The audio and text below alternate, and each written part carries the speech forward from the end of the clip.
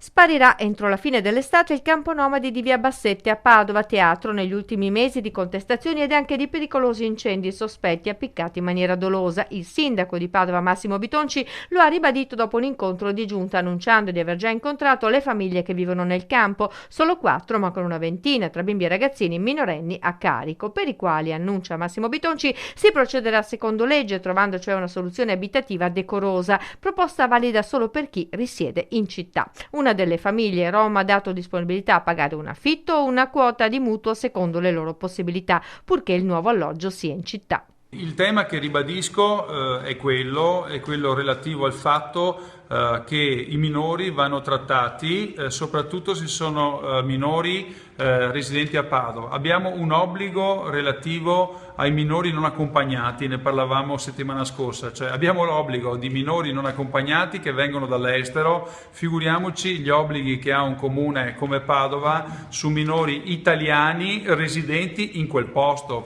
Quindi su questo noi stiamo valutando con gli assistenti sociali e con le autorità quale può essere una situazione dignitosa per i bambini.